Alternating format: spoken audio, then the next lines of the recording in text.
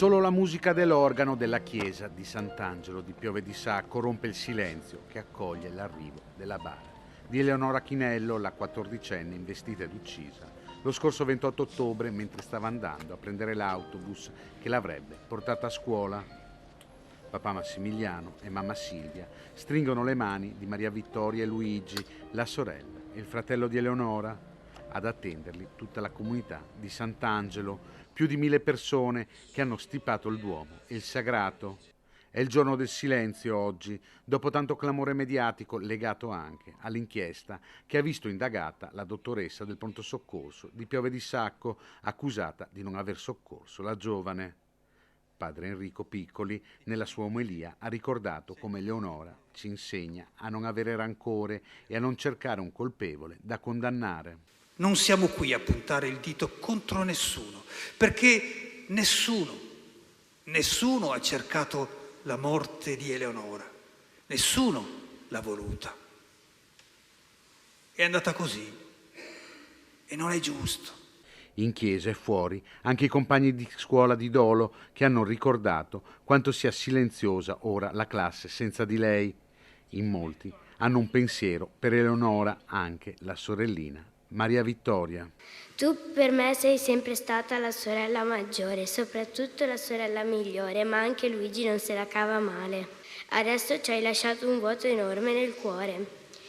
Io, quando l'ho saputo, mi sono messa a piangere e mi sa che tu non avresti voluto. Ah, e mi ricordo di quando ballavi senza paura che io ti prendessi in giro. Ora che te ne sei andata non potremo più fare ste cose. Ora ti saluto e spero che tu sarai sempre pronto ad aiutarci. Ti voglio un mondo di bene, la tua sorellina Maria Vittoria. La mamma con orgoglio racconta quanto Eleonora si impegnasse anche in casa. Vice cuoca di casa, vice mamma di tuoi fratelli. Luigi ti immagina seduta a studiare di sopra.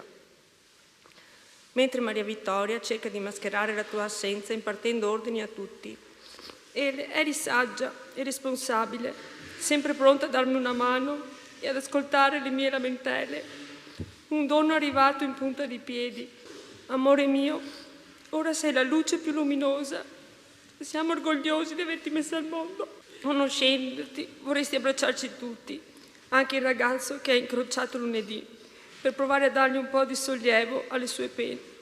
Riposi in pace, avvolgici con la tua dolcezza e spensieratezza della tua giovane età nei pensieri oscuri che ci affliggeranno. Veglia su di noi, angelo caro. Molti momenti felici passati insieme, come quelli ricordati da papà Massimiliano. Grazie a questi momenti tu sarai sempre viva nel nostro cuore.